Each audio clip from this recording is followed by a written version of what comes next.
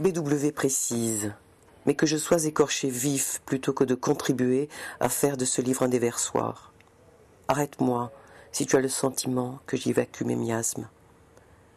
Te parler d'ailleurs ne me soulage, j'ai ce verbe en exécration, il est consternant de réalisme, ne me délivre en rien de ce qui, dans la vie, m'oppresse. Te parler est juste une occasion pour que tu restes assise près de moi, pour te sentir attentive et deviner tes airs de secrétaire en chef. Mais peut-être t'apprendrai-je des choses sur notre planète que j'ai traversée de part en part, c'est ma fierté, et qui s'est en 40 ans hérissée de frontières. Je veux parler des conflits, des guerres et des massacres qui nous empêchent aujourd'hui d'aller sans accroc de Trieste à Bagdad. Le monde, contrairement à ce qu'on croit, s'est fermé, et ce n'est pas le moindre de ces paradoxes. Un voyage en Afghanistan, en Irak et dans certaines régions de l'Inde, comme je le fis à 22 ans, serait aujourd'hui impossible. Les centres, du reste, se sont déplacés, en moi aussi. De plus, le monde, ce qu'autrefois on appelait le monde, ou l'ailleurs, ou l'inconnu, ou l'étrange, ce monde-là a disparu.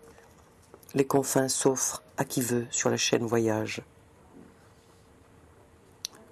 Le plus dur, dit BW en se réveillant, le plus dur est de quitter ce qu'on n'a pas. Tu ne notes pas cette grande pensée ? Je n'ai pas eu d'enfance, regrette-t-il plus tard. Du plus loin qu'il s'en souvienne, BW se trouve laid. Sa mère lui a dit un jour qu'il avait une petite tête de pinceau usée, et il le croit. Pour compenser sa laideur, il se jette dans l'orgueil.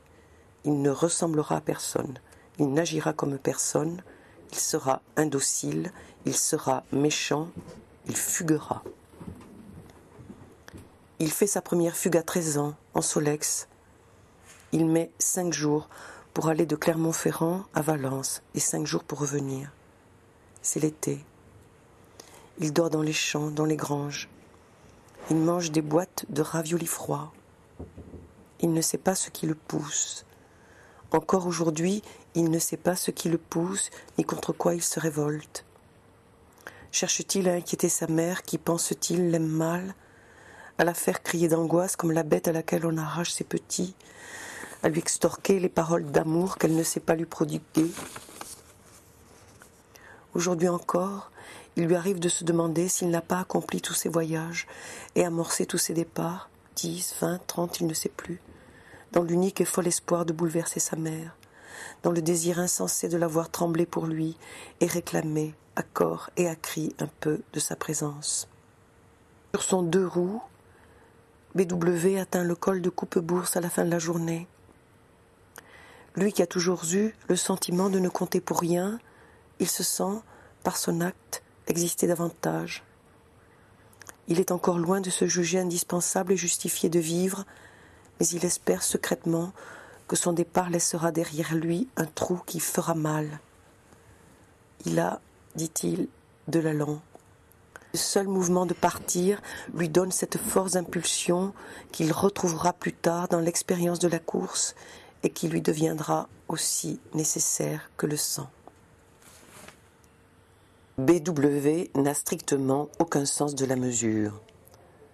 Tout ce qui le force à la mesure le meurtrit. Tout ce qui l'oblige à l'économie l'exaspère. Il n'est pas une seule restriction qu'il ne ressente comme un avilissement. La modération bourgeoise et l'idée d'épargner lui demeurent étrangères. Sincèrement, il le regrette. S'il boit, c'est trop. S'il rompt, c'est à jamais. S'il souffre, c'est à mort. S'il aime, c'est corps et âme. BW a aimé l'édition Corps et âme. Il a rompu avec elle, à peine a-t-il compris qu'il devrait désormais spéculer, négocier, marchander, opter pour des choix raisonnables, autrement dit qui rapportent en langue d'édition les opérations pécuniaires l'ayant jusqu'ici assez peu occupé.